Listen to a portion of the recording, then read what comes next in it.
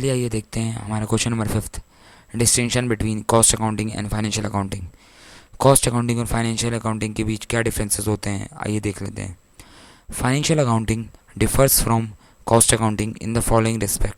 First है हमारा objective. Objective की बात करें तो prepare profit and loss account and balance sheet for presentation to owner and other external users. जो हम फाइनेंशियल अकाउंटिंग के अंदर हम प्रॉफिट एंड लॉस अकाउंट और बैलेंस शीट बनाते हैं, किसके लिए बनाते हैं? ओनर के लिए बनाते हैं। हम प्रेजेंट किसको करना चाहते हैं? ओनर को और एक्सटर्नल यूज़र्स को। ओनर्स कौन हो गए? हमारे शेयर होल्डर्स। एक्सटर्नल यूज़र्स कौन हो गए? हमारे कस्टमर्स, हमारे सप्लायर्स, हमारे bankers, government, media house, external users होते हैं। और कॉस्ट अकाउंटिंग किसके लिए करी जाती है? कॉस्ट अकाउंटिंग करी जाती है to provide detail information to management, that is internal users. Cost accounting हम आउटसाइडर्स के लिए नहीं करते। वो कॉस्ट अकाउंटिंग के अंदर हम कर क्या रहे हैं, ये बात हम बाहर किसी को नहीं बताते। ये बात सिर्फ कंपनी के इंटरनल यूज़र्स, इंटरनल लोगों को पता होती है, कंपनी के मैनेजमेंट्स को पता होती है, कंपनी के बोर्ड ऑफ डायरेक्टर्स को पता होती है, क्योंकि ये उन्हीं के काम आती है डिसीजन मेकिंग के लिए कि किस तरीके से जो है हम अपनी कॉस्ट को मैनेज करेंगे, उसके अकॉर्डिंग हम अपना सेल प्राइस तय करेंगे। अब ये तो हो नहीं सकता कोई भी बिजनेस में ओनर जो है कभी भी अपनी कॉस्ट प्राइस किसी को नहीं बताता। उसी तरीके से कंपनी के जो इंटरनल यूज़र्स होते हैं वो आउटसाइडर्स को, यानी अपने कस्टमर्स को, अपने सप्लायर्स को कभी अपनी जो है कॉस्ट नहीं बताएंगे।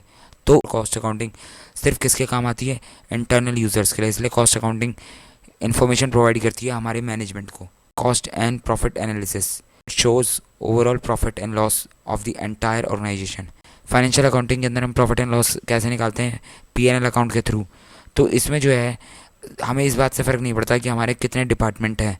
बिज़नेस के अंदर 2 डिपार्टमेंट है, 4 डिपार्टमेंट है, या 2 ब्रांच है, 4 ब्रांच है, हम सबको मिक्स करके, सबको इकट्ठा करके जो है एक प्रॉफिट एंड लॉस अकाउंट बनाते हैं और ओवरऑल प्रॉफिट चेक करते हैं। लेकिन कॉस्ट अकाउंटिंग के अंदर हमें प्रॉफिट निकालना हमारा मोटिव नहीं है। हमें देखना है अपनी कॉस्ट, हमारा मोटिव है अपनी कॉस्ट को निकालना और उसको सही तरीके से मैनेज करना और हो सके तो उसको रिड्यूस करना। तो ये हमारा मोटिव है। तो हमें कॉस्ट का एनालिसिस करना है हर एक डिपार्टमेंट का, हर एक प्रोडक्ट का। सपोज़ एक कंपनी 4 प्रोडक्ट से डील करती है तो उसे ये चेक करना होगा कि उसे किस प्रोडक्ट में कॉस्ट कितनी पड़ रही है, किस प्रोडक्ट का प्रॉफिट उसको कितना आ रहा है, कौन सा प्रोडक्ट उसके लिए फ़ायदेमंद है, कौन सा प्रोडक्ट उसको लॉस दे रहा है, कौन सा डिपार्टमेंट उसके लिए कितना फ़ायदा दे रहा है। तो ये सब चीज़ों का एनालिसिस करने के लिए हम जो कॉस्ट एंड प्रॉफिट एनालिसिस करते हैं वो हर प्रोडक्ट का, हर डिपार्टमेंट का अलग अलग करा जाता है, जबकि यहाँ पर इकट्ठे सबका कर दिया जाता है। थर्ड पॉइंट है हमारा एम्फेसाइज किसके ऊपर होता है? एम्फेसाइज होता है यहाँ पर रिपोर्टिंग ऑफ ट्रांजैक्शंस के ऊपर, ताकि जो है ट्रांजैक्शन की सही तरीके से रिपोर्टिंग हो, true and fair view picture जो है हम अपनी बिजनेस की शो कर सकें। कोई भी ट्रांजैक्शन जो है छूटे ना, सभी ट्रांजैक्शंस की सही तरीके से अकाउंटिंग हो, तो रिपोर्टिंग परफेक्टली जो है रिपोर्टिंग को इस बात पे फोकस रहता है। लेकिन जो हमारा कॉस्ट अकाउंटिंग है वो एम्फेसाइज डालता है किसके ऊपर? Control on cost. उसका एक ही मेन मोटिव है कॉस्ट को सही तरीके से मैनेज करना और कंट्रोल करना। कॉस्ट हमारी जो होती हैं वो 3 तरीके की होती हैं, मटेरियल कॉस्ट, लेबर कॉस्ट और ओवरहेड। इसको हम अभी डिटेल में देखेंगे अपने अगले क्वेश्चंस के अंदर। फोर्थ है हमारा स्टैट्यूटरी रिक्वायरमेंट, यानी स्टैट्यूटरी मतलब होता है लॉ की रिक्वायरमेंट। तो this is mandatory under companies act, income tax act etcetera. Companies act हमारा कहता है कि हर ऑर्गेनाइजेशन को, हर कंपनी को प्रॉफिट एंड लॉस अकाउंट और बैलेंस शीट अपनी बनानी है, कंपल्शन है, इसमें कोई चॉइस नहीं है कंपनीज के पास, हर कंपनी को बनानी है। इनकम टैक्स एक्ट भी हमारा कहता है कि आपको जो है प्रॉफिट एंड लॉस अकाउंट और अपनी बैलेंस शीट तैयार करनी होगी, जबकि कॉस्ट अकाउंटिंग कहता है आपकी मर्जी है, आप तैयार करना चाहो ना करना चाहो। आप अगर आप तैयार करोगे तो आप अपने इंटरनल यूज़ के लिए तैयार करोगे और उस आपका बिजनेस को ही फ़ायदा होगा, क्योंकि आप कॉस्ट और प्रॉफिट का सही तरीके से एनालिसिस कर पाओगे। लेकिन कुछ कंपनीज, कुछ स्पेसिफाइड इंडस्ट्रीज़ बोली गई हैं लॉ के अंदर जिसके लिए कंपल्शन है कॉस्ट अकाउंटिंग तैयार करना, कॉस्ट के बुक्स तैयार करना कंपल्शन है। तो कंपनीज एक्ट के अंदर कुछ कंपनीज़ को जो है बोला गया है कि उनको जो है अपनी कॉस्ट के रिकॉर्ड्स तैयार करने हैं, तो उनके ऊपर कंपल्शन होती है, लेकिन बाकी सबके लिए वॉलंटरी है। Period of reporting, profit and loss account and balance sheet are reported annually. Financial accounting के अंदर हम प्रॉफिट एंड लॉस अकाउंट और बैलेंस शीट हम एनुअल बेसिस पे बनाते हैं, लेकिन कॉस्ट अकाउंटिंग के अंदर हम अपने इंटरनल यूज़ के लिए इस्तेमाल करने के लिए बना रहे हैं, वॉलंटरी बना रहे हैं। तो हमारी मर्जी, हम जो है जितना डिटेल एनालिसिस करना चाहते हैं उस हिसाब से जो है मैनेजमेंट डिसाइड करता है कि उसको डेली बेस पे बनाना है, मंथली बनाना है, क्वार्टरली बनाना है, अपनी कॉस्ट बुक्स या एनुअली बनाने हैं, उसकी मर्जी है। As decide by the management, management की मर्जी है। हर कंपनी का अपने अलग अलग कॉस्ट रिकॉर्ड्स होते हैं, अलग अलग फॉर्मेटिंग होती है, अलग अलग तरीका होता है, उसकी अपनी मर्जी होती है। यूजर्स की बात करें, owners, share holders and external parties, that is supplier, debtors, banks etcetera. इसके यूज़र्स कौन होते हैं, मैंने आपको बता दिया, ओनर्स होते हैं, शेयर होल्डर्स होते हैं, एक्सटर्नल पार्टीज़ होती हैं। एक्सटर्नल पार्टीज़ के अंदर सप्लायर्स होते हैं, डेटर होते हैं, बैंक होते हैं। अगर कॉस्ट अकाउंटिंग की बात करें तो इसके यूज़र्स कौन होते हैं, internal management for cost control and decision making. Internal management ही इसके यूज़र्स होते हैं।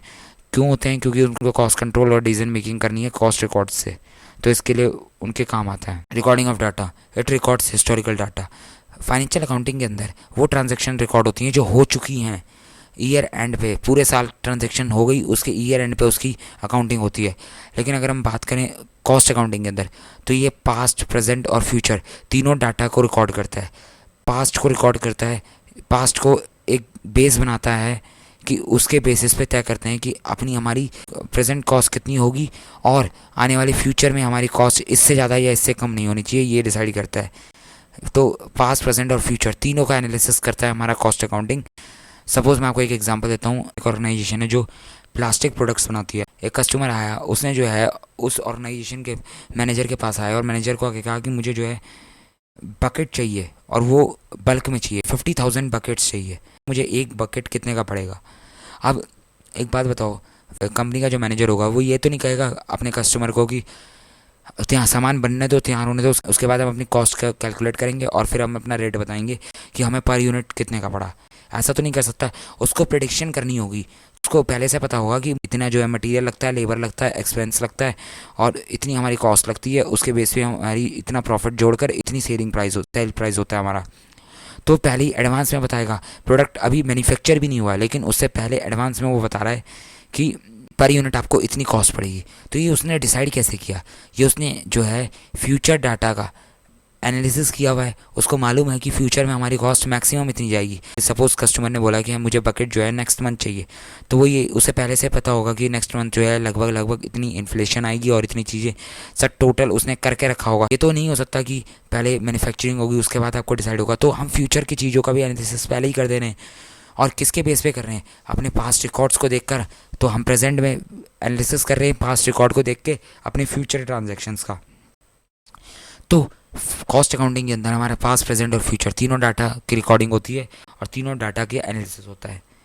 Format of reporting, format of reporting की अगर हम बात करें, it usually uses a uniform format.